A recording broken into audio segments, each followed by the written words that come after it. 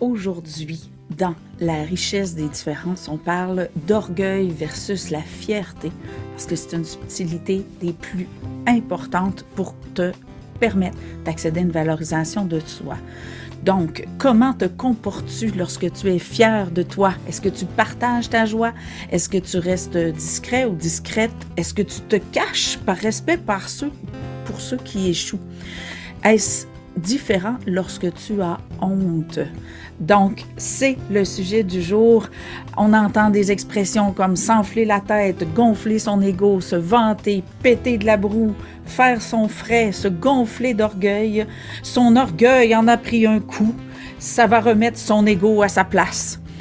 Tant d'expressions pour gérer le phénomène de la fierté. Bienvenue dans la richesse des différences, le podcast où l'on démystifie les subtilités de la vie et on s'ouvre à une réalité plus vaste. On choisit de comprendre au lieu de juger, en explorant les différences dans les mots, les façons de penser et d'être. Parce que lorsqu'on se sent vu, entendu et compris, on se sent enfin libre d'être vrai. Chaque épisode est une invitation à revoir et à créer ta propre vérité. On y va aujourd'hui avec comment accéder à la fierté même dans la honte.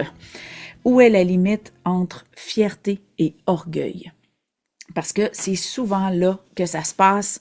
On a tendance à s'effacer. C'est comme si on avait peur de s'enfler la tête ou qu'on nous avait dit « Reste low profile, reste discret, tais-toi, efface-toi, parce que si t'es fier puis que tu prends toute la place, c'est de l'orgueil. » C'est vraiment fascinant parce que j'accompagne des solopreneurs, comme tu le sais probablement déjà, puis quand on arrive dans le processus où est-ce que, tu sais, être solopreneur, là, à la base, là, c'est choisir de croire que tu as quelque chose à offrir. Donc, veux pas, t'es supposé d'être fier, là. Mais il y a une étape dans mon accompagnement quand on est rendu là avec les solopreneurs, quand on est rendu à assumer sa grandeur. Ça veut dire quoi? Ça veut dire à être fier de soi. Ben, la majorité sont tellement freinés. Et souvent, c'est tellement inconscient parce que ça a été inculqué comme une espèce de brainwashing, de préceptes qu'on a acheté sans même se poser la question quand on était enfant. Faut pas s'enfler la tête, faut pas prendre toute la place et tout ça. Donc, et c'est là, par le biais du soloprenariat, que souvent on va avoir à s'en rendre compte à quel point on a tendance à freiner notre rayonnement, parce que de la fierté, c'est un espace de reconnaissance, là. Donc, si t'arrives, puis que quand t'es fier de toi, t'es comme, tu te donnes une petite tape bien discrètement, t'en parles pas à personne, c'est un espace où est-ce que tu t'éteins inconsciemment, spontanément, naturellement, parce que la plupart des gens, on a appris à pas prendre trop de place, à être discret. C'est encore pire chez les hyperempathes qui, eux, vont avoir l'impression que s'ils prennent leur place, qu'ils vont prendre la place de quelqu'un d'autre. Donc, c'est une espèce de réflexe d'effacement pour laisser de la place à l'autre comme s'il n'y avait pas de place pour tout le monde. Fait que c'est vraiment un espace que je veux amener de la subtilité, de la démystification pour si c'est ton cas, que tu te vois, pour arrêter de le faire parce que ça n'a aucun bon sens, mais aussi pour, surtout si tu es solopreneur, ça peut avoir un impact sérieux sur ton phénomène pour magnétiser ta clientèle, accéder à tes clients, récolter des témoignages, ce qu'on essaye de mettre sur notre site web désespérément, tout ça nécessite que tu sois capable de recevoir fièrement la reconnaissance qu'on te doit, que tu te dois pour tes réalisations, quelles qu'elles soient, là. Ça peut être de l'art, ça peut être parce que tu fais de l'accompagnement, ça peut être parce que tu as développé un outil quelconque, ça peut être n'importe quoi. Fait que c'est super important que tu accèdes à ce droit à la fierté-là. Alors, pourquoi sommes-nous, là, je te pose des questions spring, et là, tu vas me trouver bébé lala, mais j'ai décidé d'intégrer des petits sons pour marquer les changements d'étapes dans le podcast pour dire au cerveau, regarde, OK, dossier clos, là, on passe à la prochaine étape. Alors, je te fais ton petit son. C'est le son du jour pour passer à l'étape suivante. Donc, on arrive dans l'espace où est-ce que je te pose des questions spring pour t'amener dans une réflexion et peut-être un repositionnement qui te ferait sûrement du bien. Donc, pourquoi sommes-nous gênés d'être bons? Ça vient d'où ça, d'être gêné d'être bon? C'est vraiment juste, admettons, prends l'exemple, je ne sais pas, moi, tu es en 4 ou 5e année ou 6e année, en tout cas, tu sais, l'espace où tu commences un petit peu à te comparer puis à développer peut-être une estime de toi. Puis là, tu as 98% ou tu as un 100%. Est-ce que tu es capable de revoir soit toi en tant qu'enfant qui était là ou ceux qui étaient là? Est-ce que c'est très, très, très facile de se cacher pour pas passer pour la bolle. C'est pour pas passer pour un nerd. Donc, il y en a beaucoup qui vont avoir des belles notes puis qui vont se cacher. Donc, comment on peut être gêné d'être bon? Et c'est vraiment parce que il y a un phénomène qui est connexe à ça, puis je vais y revenir un petit peu plus loin. Maintenant, deuxième question, Spring. Pourquoi est-ce si difficile de recevoir des compliments ou de s'en faire?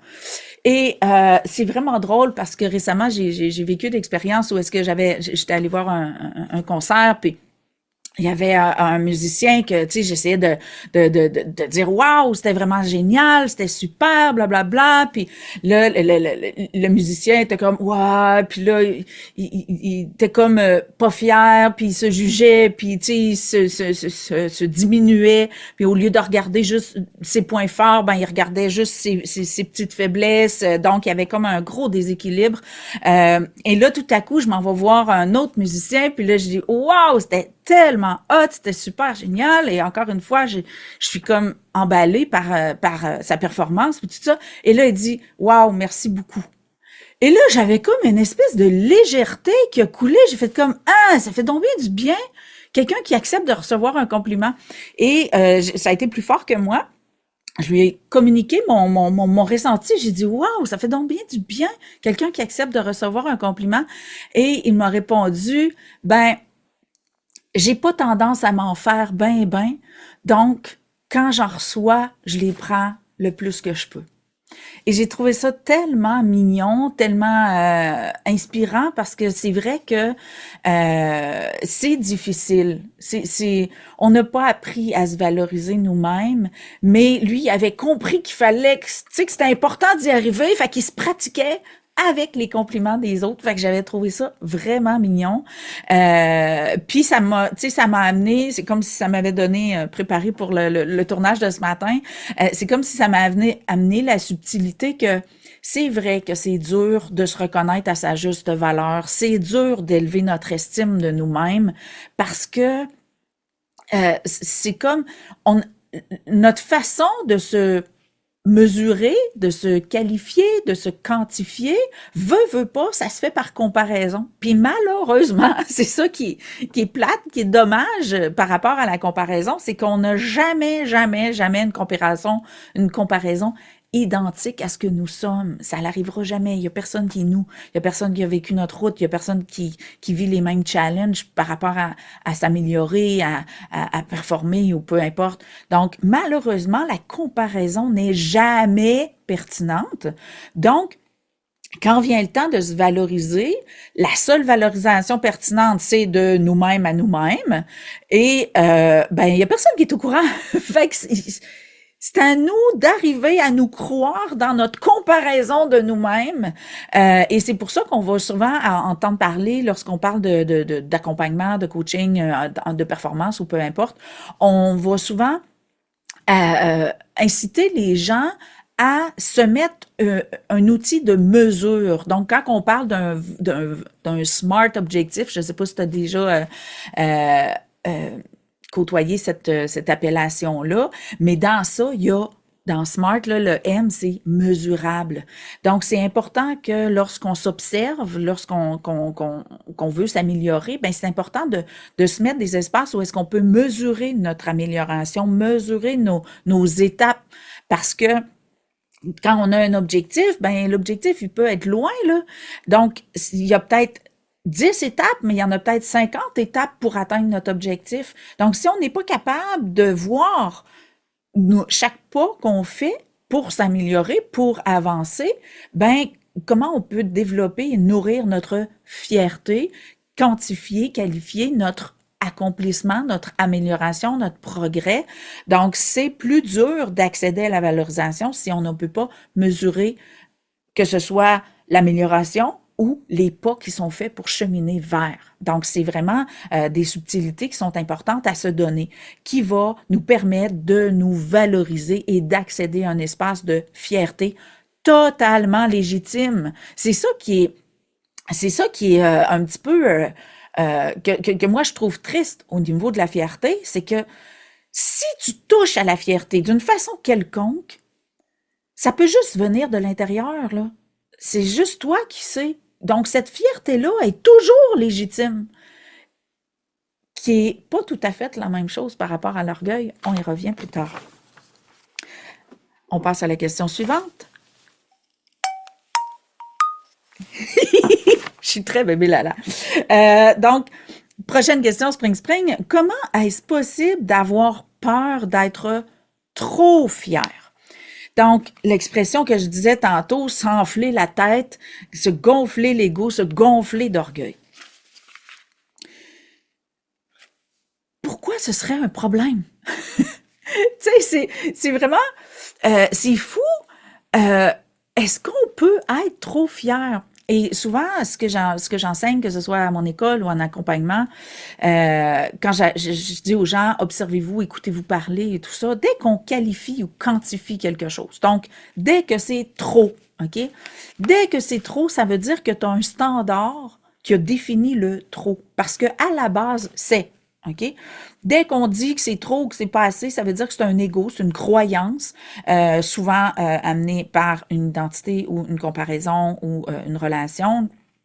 Donc, dès qu'on dit que c'est trop, c'est parce qu'on a une croyance. Alors, c'est un bel espace, encore une fois. On peut pas être trop fier. On peut juste être fier. OK? Si c'est trop, ça veut dire qu'il y a une croyance qui dit que tu vas t'enfler la tête, que c'est un problème. Il y a quelqu'un qui t'a convaincu que tu serais jamais assez, là. OK? Donc, c'est super important de te voir dans cet espace-là. Tu peux jamais être trop fier, tu peux juste être fier. OK? Qui nous a convaincus, donc l'autre espace de conscience qui est conjoint à ça, qui nous a convaincus qu'on ne devrait pas être fier de nous? Ça vient d'où cette connerie, si je peux me permettre, ou est-ce qu'on n'a pas le droit d'être fier de nous? Donc, oui, la majorité du temps, ça va être nos parents. Sinon, c'est le cadre scolaire, c'est sûr, parce que le cadre scolaire, c'est un espace à haute comparaison. Donc, non seulement on est évalué par nos professeurs, donc il y a tout le temps le principe de la quantification, mais en plus, on est confronté que ce soit parce que le professeur soumet les résultats de tout le monde, que ce soit parce que justement les jeunes dénoncent, révèlent leurs résultats, puis se comparent pour se valoriser. Donc, le cadre scolaire, c'est un espace à haute comparaison. Donc, c'est l'espace où ce que soit tu te propulses puis tu développes ta capacité à te valoriser, ou tu t'écrases, excuse-moi, ou tu t'écrases pour justement ne pas péter de la broue ou prendre trop de place ou peu importe. Donc, c'est, tu sais, si tu as tendance à freiner ta valorisation puis à être fier de toi, ben essaie de voir ça vient d'où, est-ce que ça vient de toi ou ça vient de quelque part pour vraiment pouvoir te repositionner dans ça. Et moi, c'est la dernière expression, ça vient vraiment de moi. Ben, pas de moi comme tel, mais pour moi, ça a eu un impact important dans ma vie. C'est l'expression toujours avoir l'air de ce qu'on veut devenir. C'était vraiment drôle parce que à une époque, je travaillais dans de la vente porte à porte. Et j'accordais de l'importance à bien paraître pour pas avoir l'air d'une itinérante, dans le fond, quand je cognais aux portes des gens. Donc, je m'habillais quand même professionnellement, si on veut. Et c'était vraiment drôle parce que il y avait justement notre coach lors du meeting le matin et qui avait souligné le fait que Elle, c'était son motto, sa devise un petit peu, de toujours avoir l'air de ce qu'on veut devenir. Et elle avait dit, regardez, Chantal, elle a choisi d'avoir l'air de ce qu'elle veut devenir. Elle savait que tous ceux qui travaillaient là, c'était pas parce qu'ils étaient riches, là. Donc, elle savait bien qu'on était là en quête de faire de l'argent, là. Donc, j'avais trouvé ça super intéressant parce que, en effet, ce qu'on dégage, ce qu'on émet, c'est l'espace de on veut être vu comme on se voit. On veut être vu comme ce à quoi on aspire. Et c'est ce qui a fait un petit peu qui a été nocif à une certaine époque parce que le paraître a tellement pris d'ampleur que à un moment donné, on savait plus à quoi se fier parce que justement, l'apparence était tellement facile, une espèce de d'outil de manipulation qui faisait qu'on savait plus à qui faire confiance, qu'est-ce qui était vrai, qu'est-ce qui était faux. Et c'était parfait parce qu'on avait à se repositionner là-dedans puis à se rendre compte qu'il n'y a pas que l'apparence.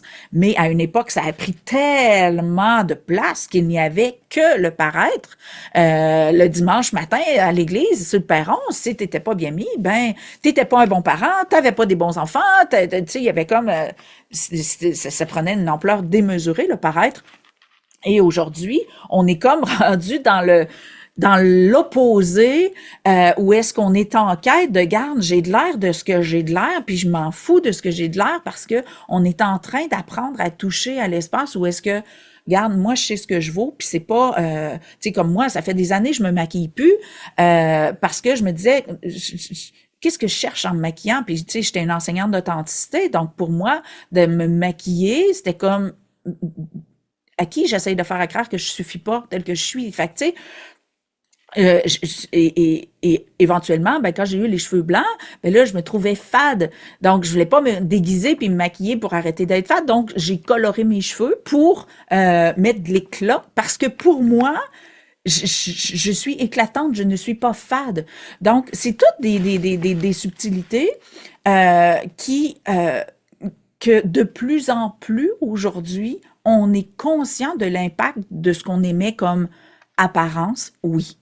Mais moi, ce que j'enseigne, c'est l'impact de notre conception de nous, qui est très différent de... Parce que tu pourras mettre le plus beau complet que tu as. Si tu marches, comme on dit, la queue entre les deux jambes, la tête entre les deux jambes, ou, tu sais, le non-verbal parle. Si tu n'es pas capable de regarder les gens dans les yeux, par exemple, ou si ça t'angoisse de regarder les gens dans les yeux. Donc, tout ça, les comportements, puis le non-verbal, révèlent ta conception de toi, comment tu te conçois. Mais au-delà de ça, donc au-delà du costume, au-delà de, t'es capable de regarder dans les yeux parce que tu affrontes au lieu de te cacher, donc tu arrives à gérer et ton physique et ton non-verbal, ben la place où ce que ça ne ment jamais, c'est ton œuvre quantique, donc ton émission quantique. Ton corps, tu le vois comme un émetteur-récepteur d'informations. Et ça ne ment pas, malheureusement. Donc, quand même que tu auras le meilleur, le plus bel habit, la plus belle robe, que tu auras l'esthéticienne qui aura passé, que tu gères ton non-verbal d'une façon impeccable. Et qu'est-ce que ça va faire? C'est que l'autre, si tu n'as pas confiance en toi vraiment, si tu n'es pas fier de toi, si tu ne t'estimes pas comme quelqu'un qui suffit, donc soit que tu te conçois comme trop ou pas assez de quoi que ce soit, ben la personne, quand elle va entrer en contact avec toi, elle va sentir une distorsion qui va être inconfortable et elle ne saura pas pourquoi, parce que c'est une conversation quantique, donc dans l'intangible, qui se fait.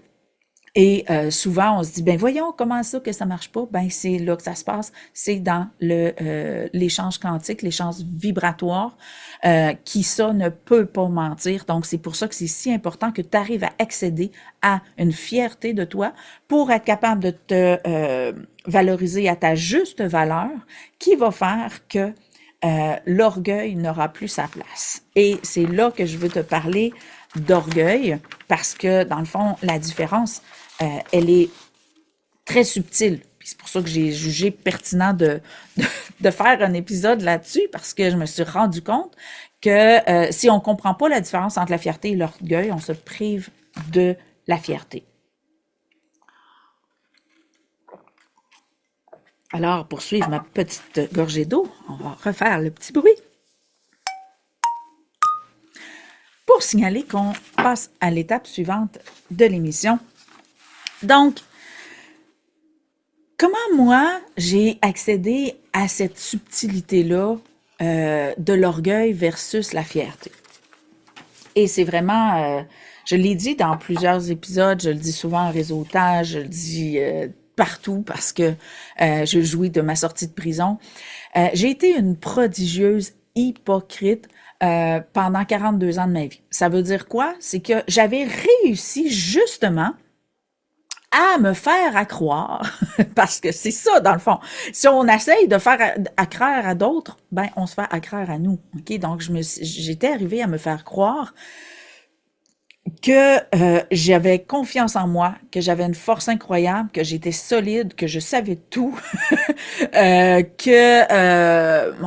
j'essaye de tout voir l'ampleur de ma folie. Donc, tous ces espaces-là où j'avais réussi à me faire à croire que, OK? Un ego, c'est ce que tu crois que tu es. Donc, dans l'espace où j'avais réussi à me faire à croire tout ça, que j'étais donc ben haute, solide, forte, invincible, inébranlable, et que j'avais une confiance en moi. Tu sais, je marchais, là c'est sûr que si t'écoutes en audio, tu vois pas, là, mais t'es le voir en vidéo, là, mais tu sais, gonflé, le torse gonflé, les épaules droites, les bras quasiment plus larges que moi, une démarche ferme et tout ça. Donc, ça a été pour moi c'est mon système de survie, veux pas, à l'époque, j'étais pas consciente, mais c'est mon système de survie qui m'a fait m'égarer dans cette prison-là où est-ce que j'avais à faire à croire à tout le monde et le plus possible à moi que j'avais tout ce qu'il fallait et que j'étais forte et solide et non pas vulnérable et brisée, qui était la vérité. Donc, étant donné que j'étais vulnérable et brisée, mon niveau d'hypocrisie était propulsé. Et lorsque tu es dans cet espace-là et qu'il y a comme des petits bouts de ton imposture, de ton costume, de ton hypocrisie qui s'effondrent, ça veut dire quoi? Ça veut dire que, oups, tu t'échappes à pleurer devant quelqu'un. Oups, tu fais une dépression, puis tout à coup, il y en a qui sont au courant. Tu n'arrives plus à te cacher aussi bien. Tu te trompes. C'est quelque chose d'aussi simple que se tromper, c'est un affront épouvantable. Ne pas savoir aussi, c'est un affront épouvantable lorsqu'on transporte un costume, une imposture comme ça. Donc, quand tu arrives dans cet espace-là, là, tu comprends que tu t'étais gonflé, que tu t'étais rempli, que tu avais nourri une illusion, que tu avais nourri une imposture, une conception de toi qui ne tient pas. Et pourquoi ça ne tient pas? Parce que ça n'est pas vrai. Tu as choisi de croire, tu as choisi d'émettre une image. Et c'est comme, je te dirais, admettons, OK, ton costume, ton imposture, ton hypocrisie, c'est comme si tu la tenais les bras dans les airs. OK? Comme une pancarte que tu tiendrais devant toi, je suis ça. OK? Et veux pas, la gravité est là. Donc, tu sais, tenir ta pancarte une heure, une journée, une semaine, ça se peut que tu y arrives. Mais on s'entend-tu qu'au bout d'un an, 2 ans, 3 ans, ça se peut que tu aies les bras morts de tenir ça dans les airs comme ça? Ben, c'est un petit peu comme ça que ça se vit.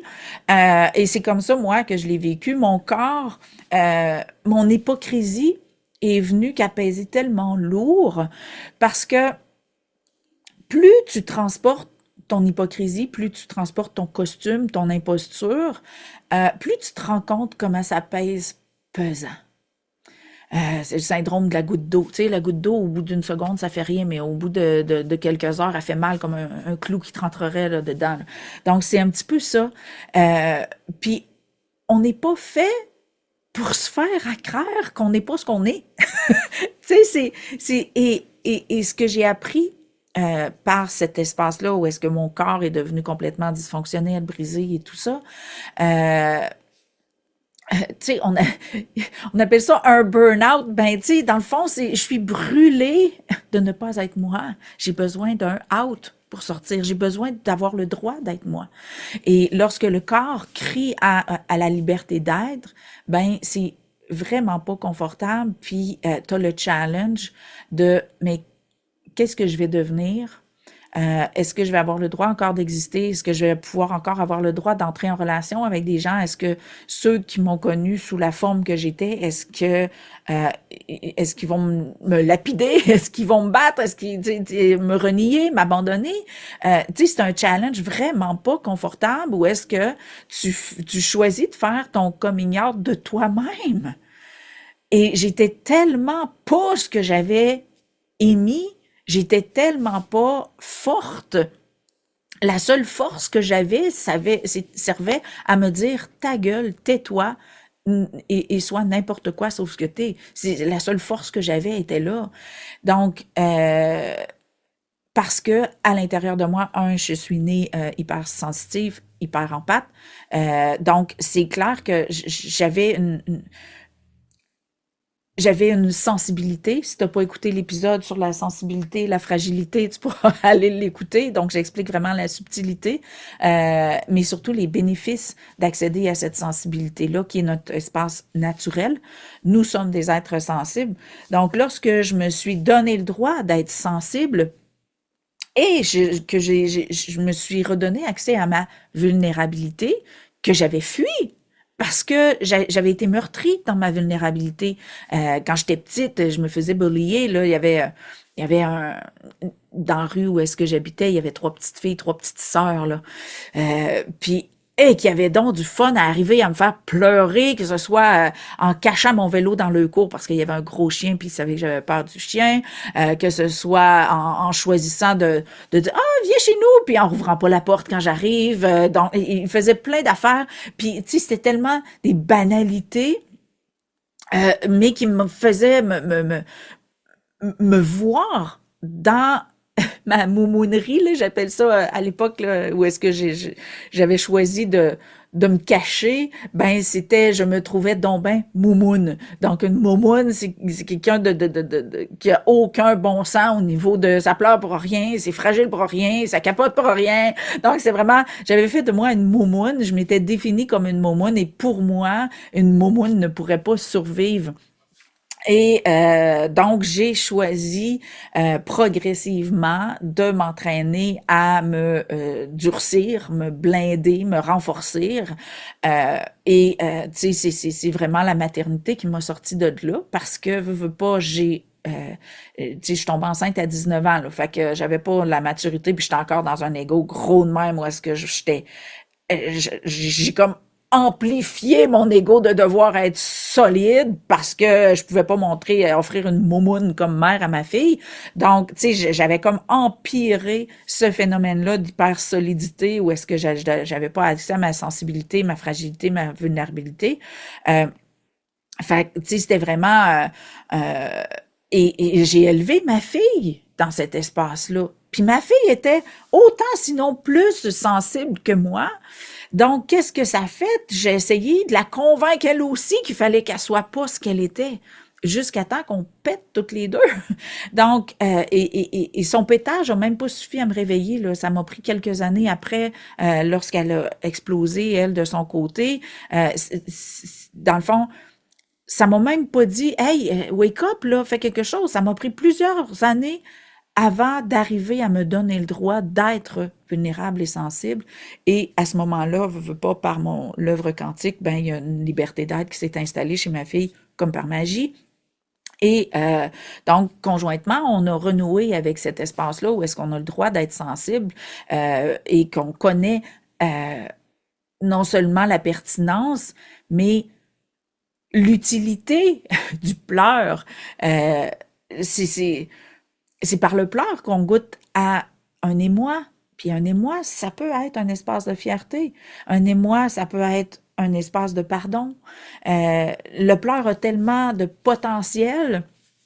Et je vais probablement, s'il n'est pas déjà dans ma programmation, c'est sûr que je vais faire un épisode pour expliquer toutes toutes l'éventail des possibilités du pleur. Mais dans cet espace-là où on accède à notre vérité, à notre transparence, ben c'est un espace où on peut être fier de soi juste parce qu'on se donne le droit d'être, parce qu'on sait qu'est-ce que ça exige, surtout si on était déjà, comme moi, que je m'étais mis en prison, que je me donnais pas le droit d'être, ben je suis fière en tabarnouche aujourd'hui quand j'ai quelque chose qui me montre, que ce soit quand je fais mes émissions de podcast ou en réseautage, puis que je parle, puis que là, tout à coup, il y a un émoi, une émotion qui monte et que j'ai la force de la laisser sortir, de me permettre d'être vulnérable et sensible. Surtout qu'aujourd'hui, c'est mon outil de travail. C'est comme ça que je me connecte à ma clientèle. C'est comme ça que les gens sont pas gênés de venir vers moi parce que je m'affiche comme vulnérable. Donc, lorsque vient le temps d'aller dans leurs espaces de vulnérabilité, ben, ils n'ont pas honte. Ils viennent partager avec moi leur leur vulnérabilité pour qu'on en fasse quelque chose, qu'on l'utilise.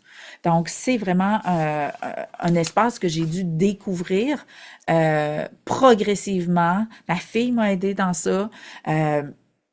Puis, ça a été vraiment un processus où est-ce que il a fallu que ma conception de moi et mon droit d'être ce que je suis, a fallu que ça change. Euh, l'équation mentale. Oh, petite transition. Dans le fond, là, je sais pas si t'es en vidéo, là, dans le fond, c'est un mini kalimba que j'ai là pour faire mes petits sons. Donc, l'autre chose importante que j'aimerais partager, qui touche peut-être plus au niveau des empathes, des hyperempathes, qui ont tendance à pas vouloir prendre trop de place, les hyperempathes ont une espèce de façon de concevoir l'humanité comme un tout, un ensemble, et ils se connectent plus ou moins volontairement à cette espèce de tout-là.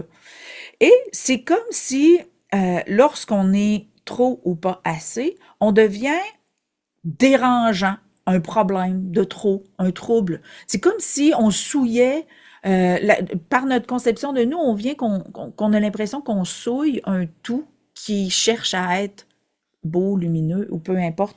Donc, je t'invite vraiment à t'observer pour voir est-ce que tu fais de toi ce que j'appelle un agent nuisible ou un agent positif.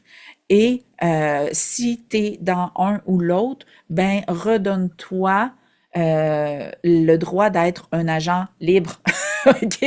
Donc, tu n'as pas à être négatif ou positif, tu as à être ce que tu es. Dans la mesure où tu as le droit d'être toi, tu deviens positif par le fait même parce que tu deviens un agent harmonisé, donc harmonisateur. Mais c'est pas parce que tu n'as pas le droit de sacrer ou que tu n'as pas le droit de pleurer ou d'être fâché, là. OK? C'est parce que tu es vrai. C'est ça la différence. Les gens ont tendance à être sélectifs au niveau des émotions ou état d'esprit, comme si c'était pas permis d'être vrai, là. On est tout ça. On est une boule à émotions, une boule de vitalité. Et si on est sélectif sur les émotions ou les états d'être qu'on a le droit d'être, c'est là qu'on devient un agent nuisible / négatif. C'est pas parce qu'on est en maudit. Être en maudit, puis se donner le droit d'être en maudit, on devient positif. OK? Fait que je sais pas si tu comprends bien la subtilité de ça, mais c'est vraiment là que c'est important de comprendre que plus qu'on est vrai, plus qu'on est un agent, j'aime pas les mots positifs, négatifs, mais c'est bienfaiteur. OK? Donc, plus tu es vrai, plus ta fréquence est harmonisée. Plus tu es hypocrite, moins tu as le droit d'être, plus tu es sélectif dans tes états d'esprit et ta façon d'être, plus tu deviens un agent nuisible parce que tu es distorsionné. Tu n'es plus en harmonie avec ce qui permet ce qui est. OK? C'est ça l'amour inconditionnel. Ça permet ce qui est. Et tout ce qui est a sa place. C'est pas sélectif. Donc, dans cet espace-là, tu n'es plus un agent distorsionné si tu te donnes le droit d'être toi, d'être vrai.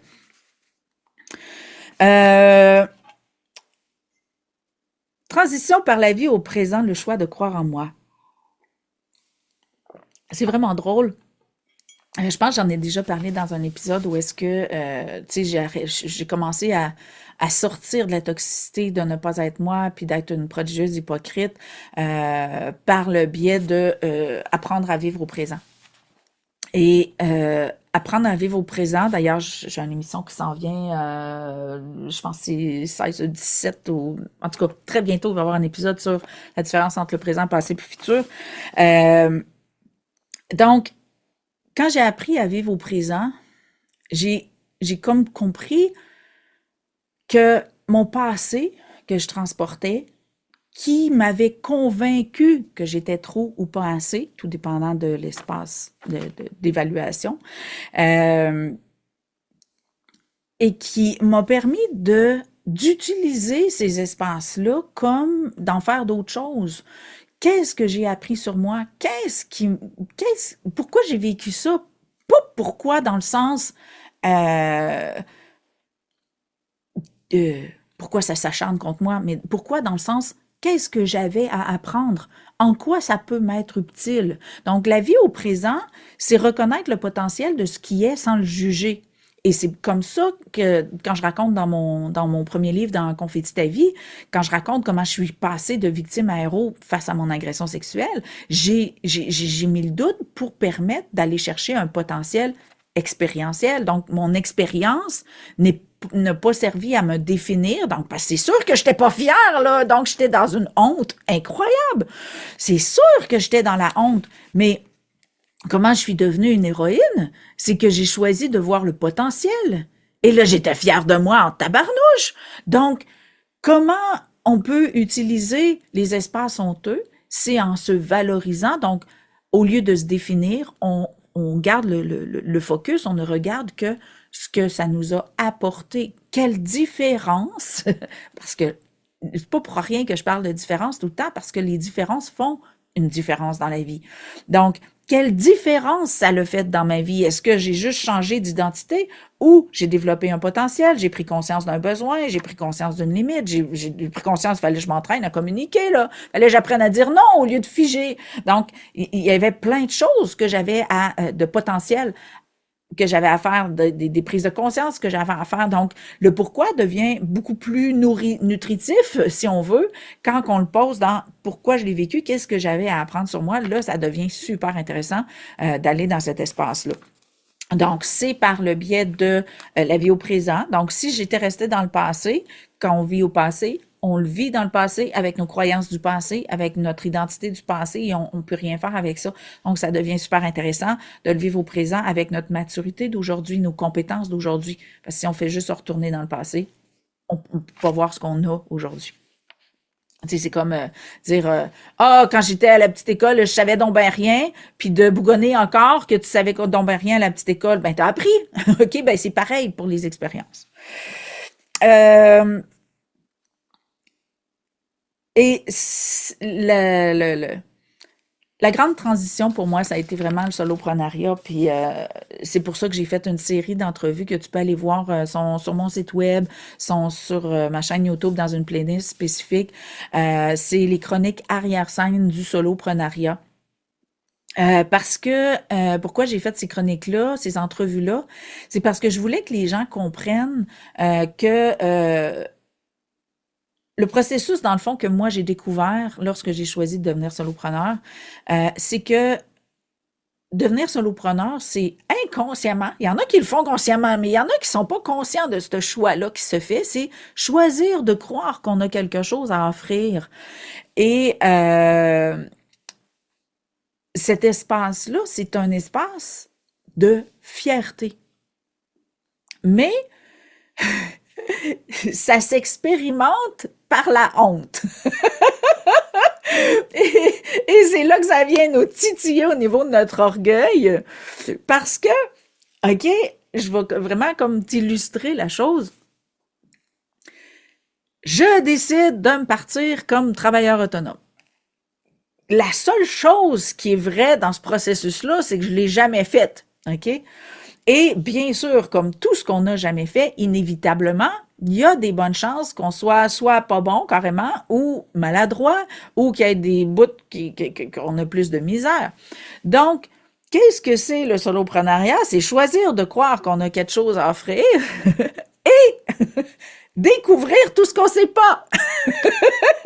Donc, c'est un espace extrêmement paradoxal parce que on a le courage, on est fiers de nous, on a confiance en nous, on fait le pas de géant qui dit, garde, je me pars en affaires, je choisis de croire en moi, je choisis de croire que j'ai quelque chose à offrir.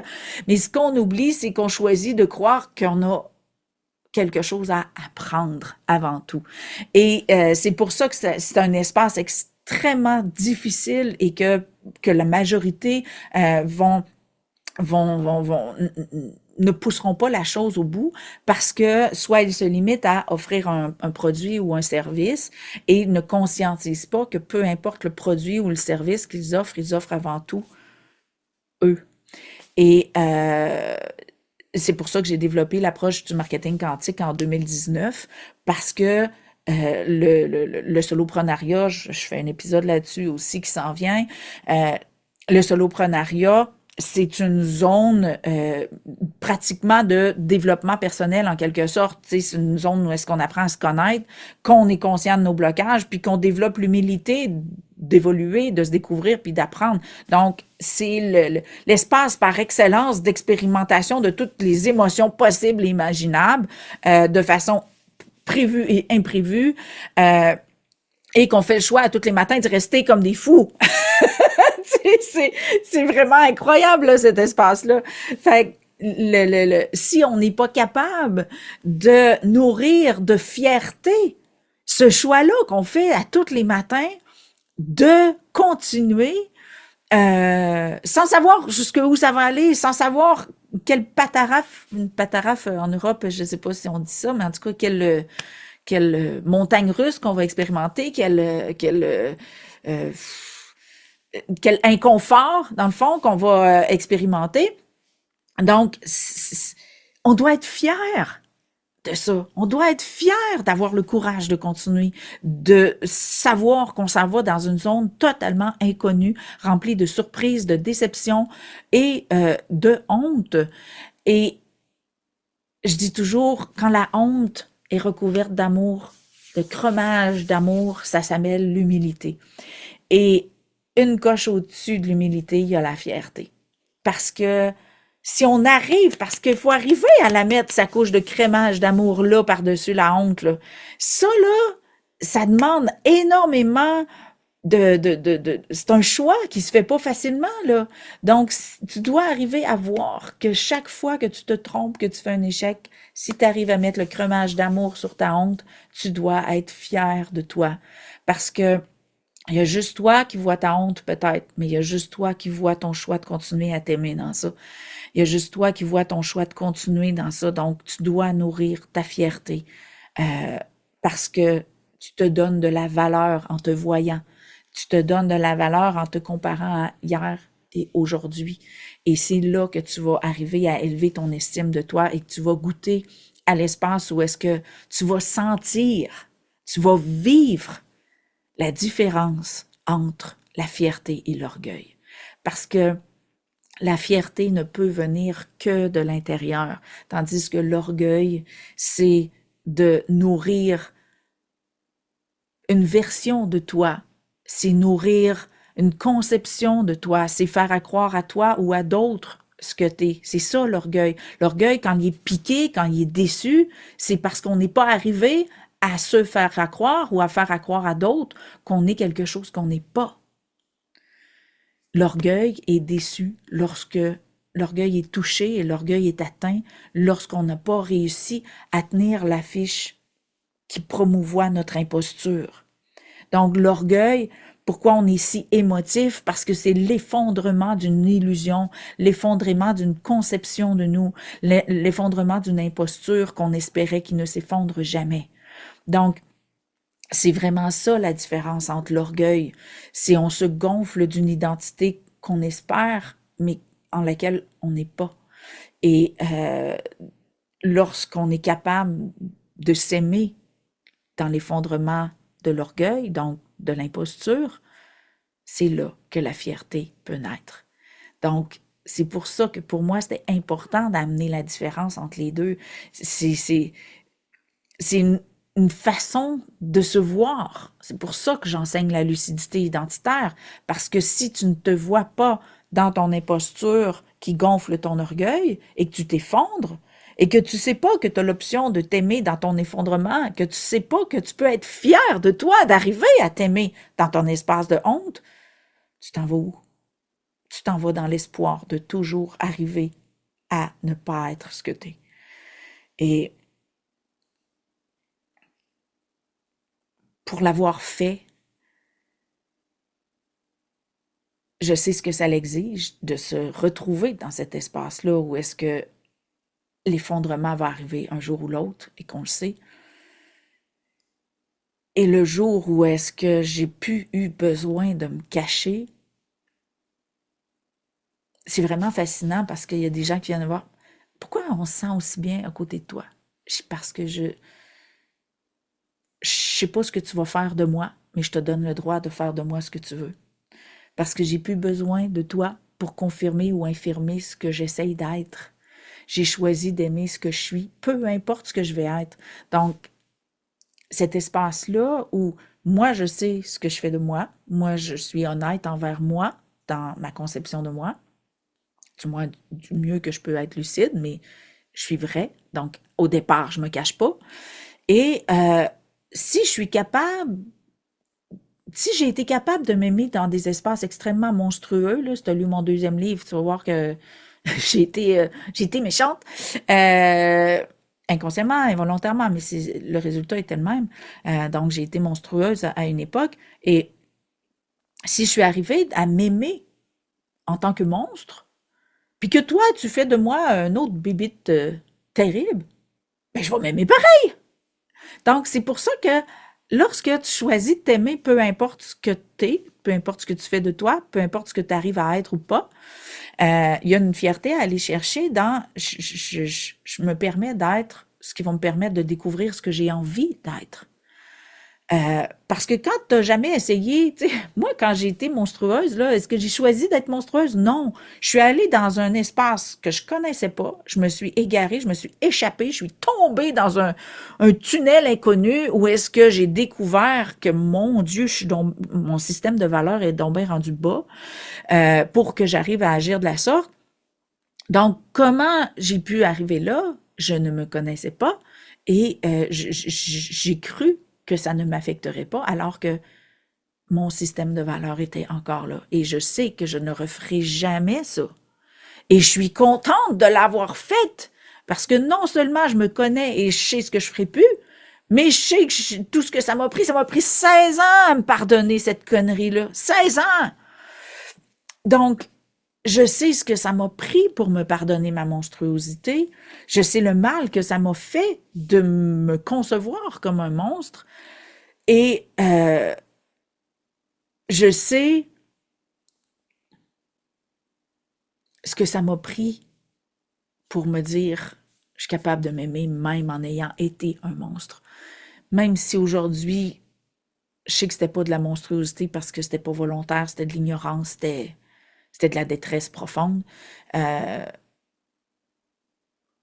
Je le referai pas, mais je suis contente de l'avoir vécu parce que le jour où j'ai accédé à mon pardon, le jour où j'ai fait le choix de m'aimer, même si, parce que c'est ça l'amour inconditionnel, je choisis de m'aimer même si tout ce que je sais pas, tout ce que je connais pas, tout ce que je pourrais faire.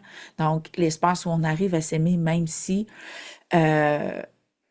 ça a été tellement intense ce qui s'est passé dans mon corps, à l'intérieur de moi. Il y a comme un volcan en éruption qui a jailli, un volcan d'amour euh, que j'ai fait. Wow! Euh,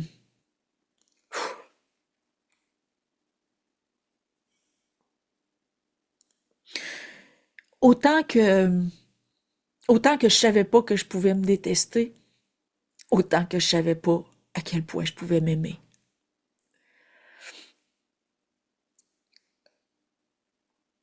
Euh, est-ce que est-ce que ça prenait la haine et le mépris pour découvrir l'amour inconditionnel? Je le sais pas. Moi, ça a été ma route.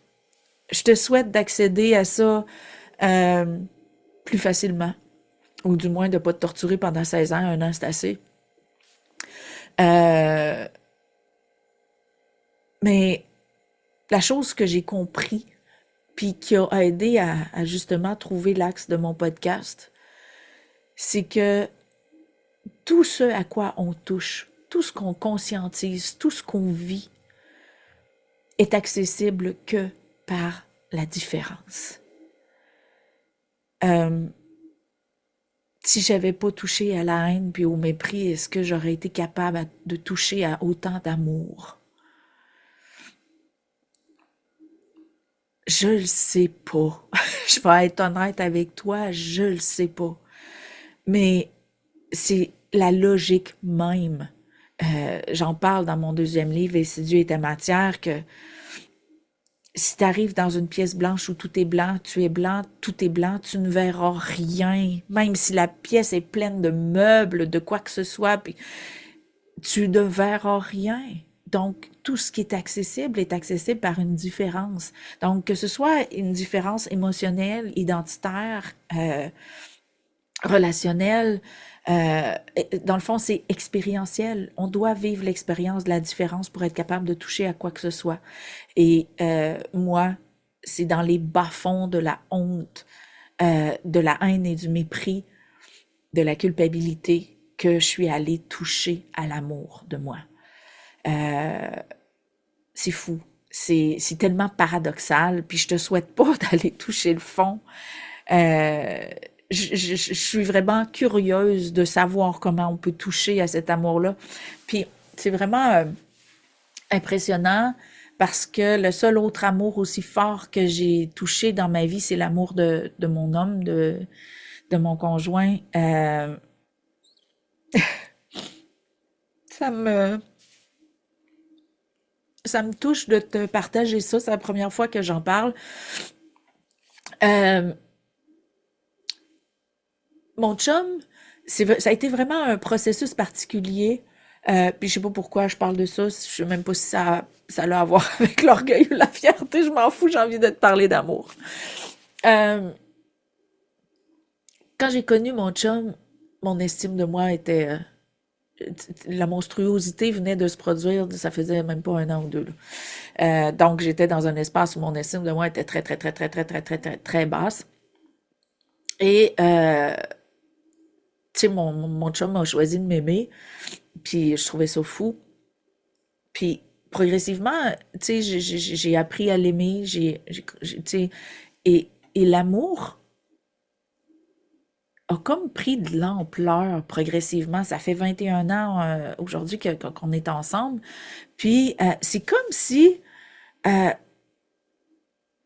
c'est fascinant.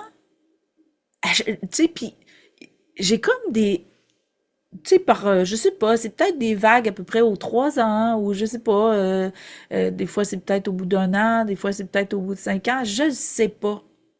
Mais il y a comme des paliers, c'est vraiment drôle que je te parle de ça. C'est comme si il y a des paliers où est-ce que l'amour prend de l'ampleur. Puis au fil des ans, je suis tout le temps surprise parce que je me dis, mon Dieu, je nous aime donc bien, je l'aime donc bien, j'aime donc bien. Euh, c'est comme si je reconfirmais mon choix d'être avec lui. Puis j'aime donc bien ça, refaire ce choix-là. Puis il y a comme à chaque fois une dimension différente que je suis comme, comment ça j'arrive à l'aimer plus alors que j'étais tellement ébahie de l'aimer donc bien? Et c'est vraiment fascinant parce que c'est vraiment comme une espèce d'hyper-présence à tout ce que contient notre amour. Euh, Parce que avec le temps, puis c'est vraiment drôle parce que, tu sais, au début, quand on s'est connus, bon, il y avait peut-être des choses que j'aimais pas dans sa façon, je sais pas moi, de bouger, d'être sur son corps. J'aimais peut-être pas 100% de son corps ou peu importe. Puis probablement que lui aussi, il y avait des choses qui l'agaçaient ou tu sais, donc toutes ces petites choses-là qui fait que j'ai aimé choisir d'aimer même ce que j'aurais pu ne pas aimer. Et, et aujourd'hui, quand à chaque année on arrive à notre date, euh, je suis fière. Ah, tu vois, c'est là que que je voulais amener. C'est bien drôle, hein? Je savais même pas que je m'en allais là. Je suis fière d'avoir choisi d'aimer même ce que je n'aimais pas. Et je crois que c'est ça qui amplifie l'amour que je vis et les étapes, les dimensions qui s'ajoutent à l'expérience amoureuse que j'accepte de poursuivre, de continuer et de nourrir avec mon chum. Donc, c'est particulier parce que je viens de toucher live avec toi devant mon micro puis ma caméra à que je suis fière de faire le choix de nourrir et d'aimer au-delà de. Donc, c'est un bel espace. Merci, bravo à moi. Parce que, oui, je comprenais pas pourquoi je te parlais de ça. Puis, je comprenais pas pourquoi je pouvais tout le temps l'aimer plus. Mais dans le fond, ce que je nourris, c'est ma présence au choix que je fais d'aimer tout. Alors, étape suivante. Tu me le diras dans les commentaires, tu marqueras dans les commentaires si t'aimes ça ou pas, les étapes avec le petit bruit. C'est une expérience totalement inusitée que je fais. Je cherchais un petit bruit le fun, puis j'ai cherché un xylophone, puis j'en ai pas trouvé, fait que j'ai pris un mini kalimba. Tu me marqueras dans les commentaires.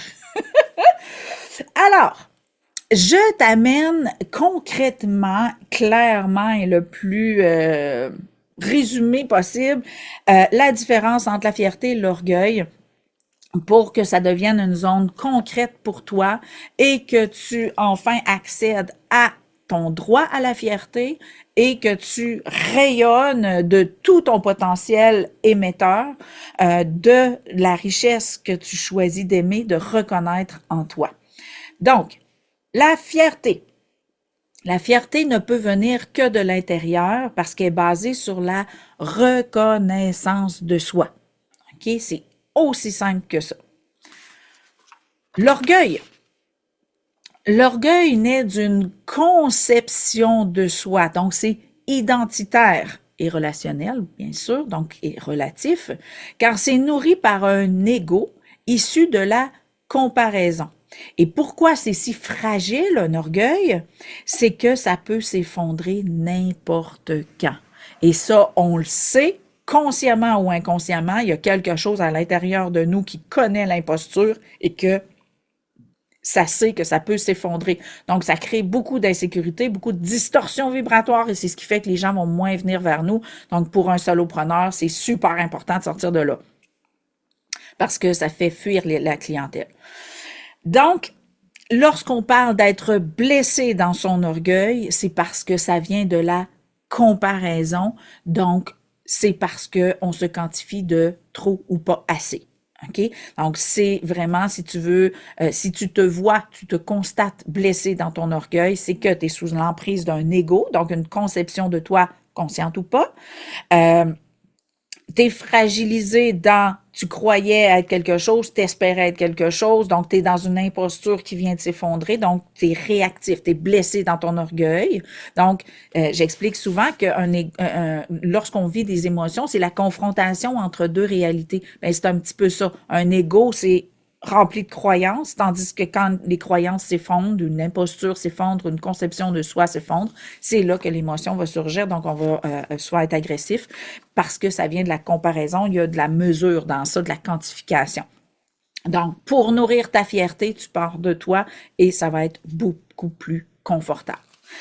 Maintenant,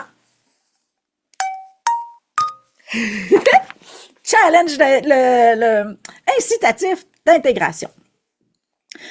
Le challenge, alors je t'invite vraiment à exprimer une fierté. Tu peux le mettre dans ma commentaire là, sous cette vidéo-là. Sinon, fais-le sur Facebook ou le média social que tu voudras. Je t'invite vraiment à exprimer une fierté de toi. Vante-toi. On dit ça, se vanter, ben dans le fond, c'est se vendre.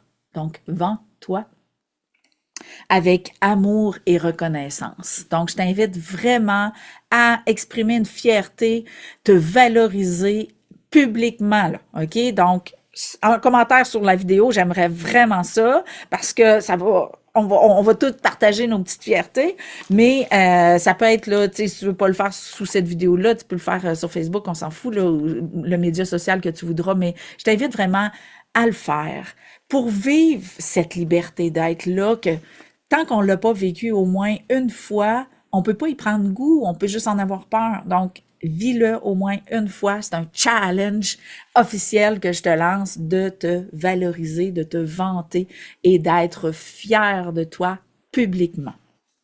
Si tu peux le faire verbalement, ce serait encore mieux parce que tu vas goûter à ta sincérité. Tu vas voir si tu es capable ou tu vas sentir ta retenue ou tu vas sentir ta gêne ou tu vas te sentir...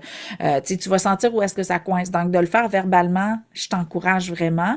Tu vas plus constater « Oh, il faut que je travaille ça » ou hey, finalement, ça goûte bon.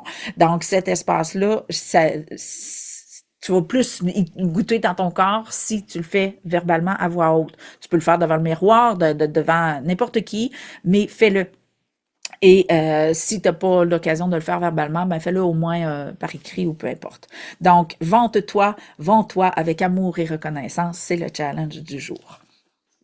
Par contre, si tu te rends compte que ça coince, tu as de la misère dans ton entreprise, tu sens que ton magnétisme ne fonctionne pas, ben je t'inviterais vraiment à venir en consultation privée. On va pouvoir évaluer l'ampleur du phénomène pour voir est-ce que c'est juste une petite croyance, un petit blocage que tu as ou vraiment c'est identitaire ou tu as peut-être un traumatisme ou peu importe. Là, il peut y avoir beaucoup de choses qui ont donné naissance à ce comportement-là qui te fait que tu as tendance à t'effacer puis que tu n'es pas capable d'être fier de toi parce que, tu sais, en consultation privée, je vais être capable de voir si c'est toi qui t'es fait croire ça, si c'est un traumatisme, si c'est une expérience où on t'a convaincu que, donc, tu sais, mes facultés de me connecter à toi, ce que je parlais tantôt, là, ma vulnérabilité qui me permet de toucher à la tienne, qui me permet d'entendre tout ce qu'il y a à l'intérieur de toi,